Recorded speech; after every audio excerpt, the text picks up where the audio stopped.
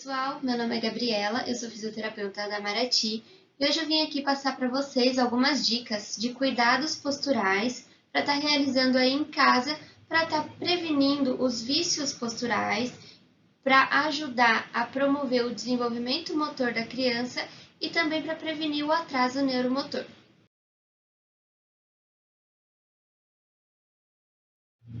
É muito importante estar mudando a posição da criança, então durante o dia e durante a noite. Sempre que possível, tá virando ela de ladinho, colocar ela um pouquinho para o lado direito, um pouquinho para o lado esquerdo e evitar que ela fique mais de 3 horas virada para o mesmo ladinho. Tomar muito cuidado na hora que for retirar a criança do carrinho ou da cadeira de rodas, tá? Então, sempre apoiar por trás dos ombros, segurando a cabecinha, se caso a criança não tem o controle de cervical, apoia pelo pescocinho também, tá? Nunca tracionar a criança pelos braços, então nunca puxar a criança desse jeito para tirar ela do carrinho ou da cadeira de rodas. Sempre por trás dos ombros, erguendo ela segurando pelas axilas e estabilizando o pescocinho se caso ela não tiver o controle de cervical, tá? Procurem sempre olhar nos olhos da criança. Então, sempre que for fazer alguma estimulação, que for fazer alguma atividade, alimentar, dar banho, sempre fazer o contato visual, sempre olhar no olho da criança e explicar o que está acontecendo.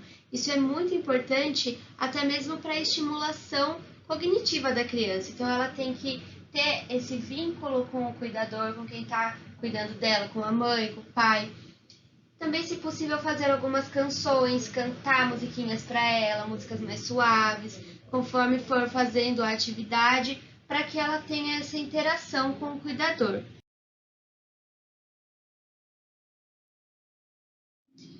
Agora a gente vai falar um pouquinho sobre a estimulação cognitiva da criança. Então, a estimulação visual, auditiva e sensorial.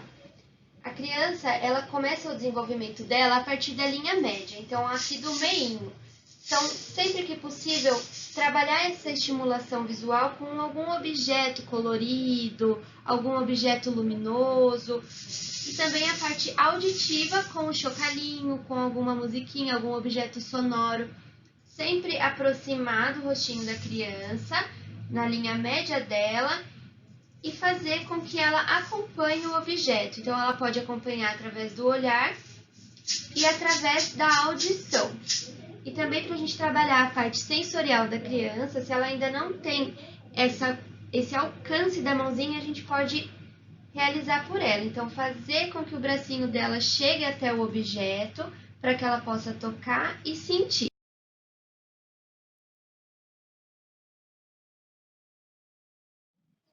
Agora a gente vai iniciar a estimulação motora. Então, primeiro a gente inicia pela estimulação do rolar. Ainda com um objeto sonoro, com um objeto colorido, luminoso, a gente estimula a parte visual para que a criança olhe para o objeto e a partir do visual ela tenha interesse em sair da postura. Então, para a gente estimular o rolar dela, a gente pega esse objeto, vai trazendo ele para o lado para que a criança consiga se deslocar para as laterais até que ela consiga realizar a posição de barriguinha para baixo, tá? Então, se a criança ainda não consegue ir sozinha, a gente auxilia através da perninha da criança. A gente pega pelo quadril, pelo joelhinho, estimula com o objeto e faz o movimento com a perninha da criança, para que ela consiga se deslocar para a lateral e da lateral para o decúbito ventral, para a barriguinha para baixo, certo?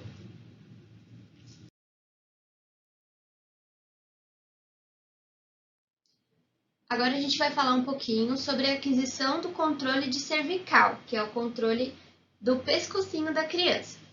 Então, com o auxílio de um rolinho, a gente vai colocar a criança de barriga para baixo, com os bracinhos por cima, e aí na frente do rolo eu vou colocar um objeto sonoro, um chocalhinho, alguma coisa que chame a atenção da criança.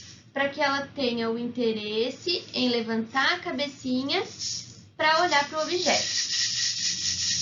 E aí a gente está estimulando os extensores da cervical, que é o que levanta a cabecinha para cima, tá? Se não tiver um rolinho, pode fazer com um travesseiro, pode fazer na perna da mãe, do cuidador, de quem estiver com a criança. E sempre colocar o objeto à frente dela para que ela faça esse movimento de erguer a cabecinha. Também é muito importante a gente trabalhar os flexores de cervical.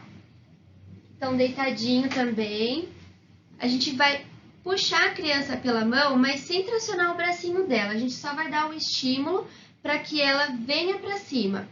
E aí ela vai erguer o tronco e trazer o pescocinho para frente. Então, se ela também ainda não tem esse controle, a gente pode ajudar segurando aqui atrás e fazendo por ela, para que ela tenha essa intenção de olhar para frente. Também pode fazer com um brinquedinho e dar sempre um estímulo para que ela venha para frente e realize esse fortalecimento dos flexores do pescocinho, da cervical. Vamos falar um pouquinho agora sobre a estimulação da postura de gatas, de 4 apoios.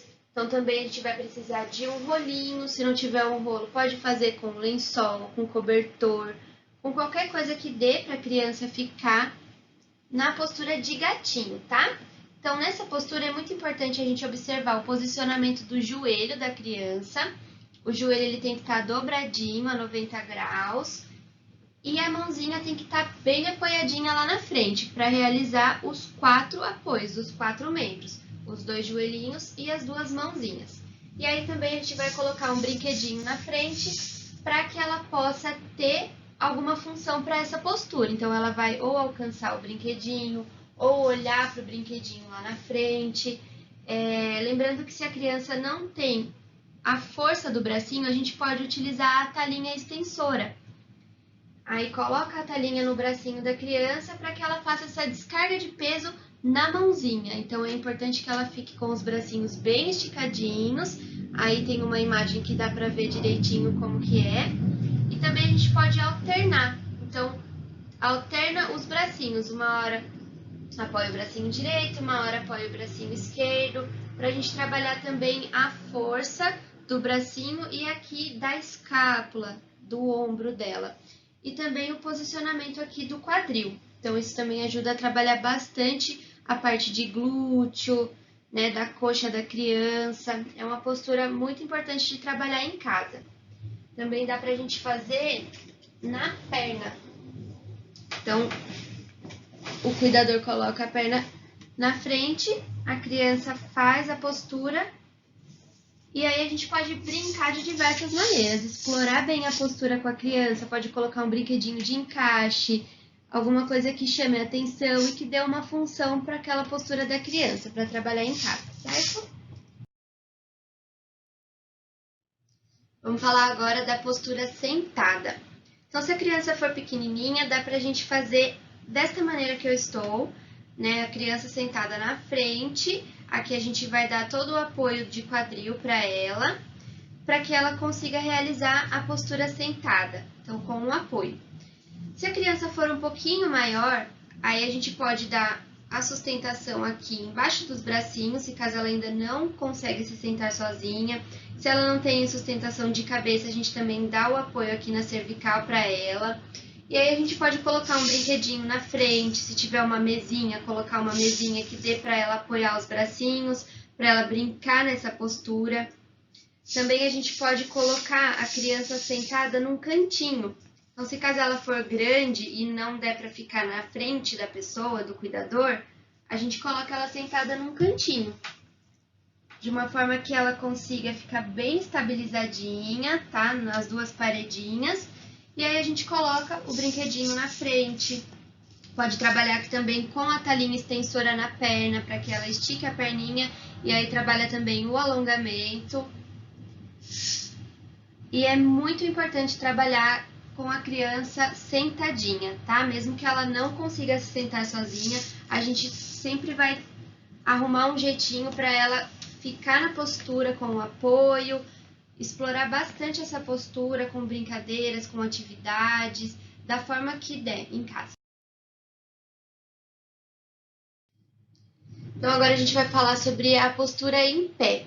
Lembrando que sempre que a criança não tiver nenhuma contraindicação para a postura, então se ela não tiver nenhum problema ortopédico, de luxação de quadril, algum probleminha no pé ou no tornozelo, que não impeça ela de ficar em pé, ela deve sim ser estimulada nessa postura, tá? Então é importante sempre ter um adulto supervisionando, caso a criança não consiga realizar sozinha. E aí a gente pode trabalhar com alguma superfície que dê a altura da criança, que ela consiga apoiar o bracinho, que ela consiga ficar com as mãos e os cotovelos apoiado. E aí observar sempre o alinhamento do joelho, do quadril e do tornozelo.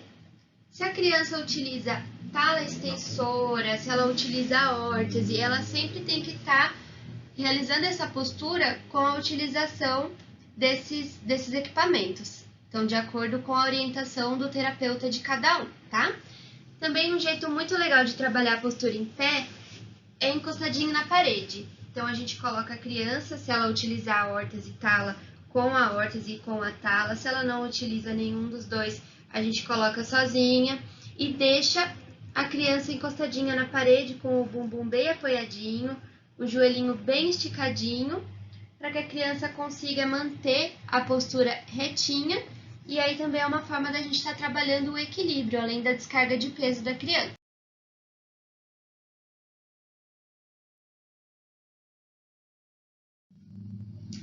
Então, se a criança não tem nenhuma contraindicação, é muito importante a gente trabalhar a postura em pé com ela, tá?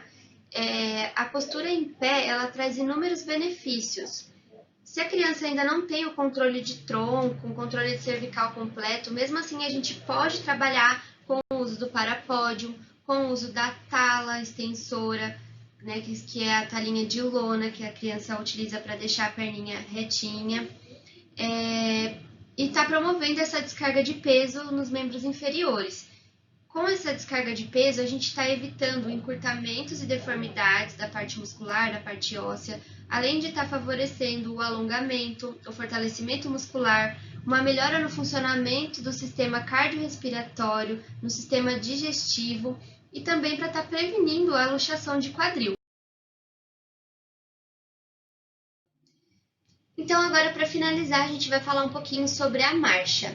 Então, se a criança já está nessa fase de marcha e ela não realiza de maneira independente, existem várias maneiras de estimular a marcha com apoio. Então, a primeira maneira que a gente pode trabalhar com a criança é pelas mãozinhas. Acho que essa é uma maneira que todo mundo inicia, né? Que é segurando pelas mãozinhas da criança para que ela realize a troca de passos. Se a criança não tem um sustento de tronco, a gente pode segurar aqui por baixo. Aí o cuidador, né, quem tiver com a criança, tem que estar mais ou menos nessa altura para que a criança consiga realizar a troca de passos também. E aí tem os andadores adaptados para a criança que não tem um sustento de tronco, de cervical. Também tem os andadores que são mais simples, que são os andadores de empurrar, onde a criança fica em pé com o apoio, igual está no desenho aí. Ela fica em pé com o apoio do andador e ela realiza essa troca de passos.